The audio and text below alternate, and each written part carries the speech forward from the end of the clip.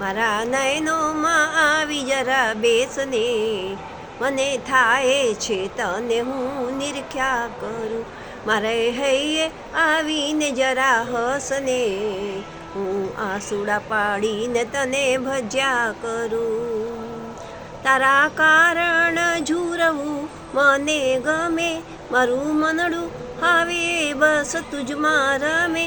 તું સામે મારી તો જરા જોને, મને થાય તને હું નિરખ્યા કરું.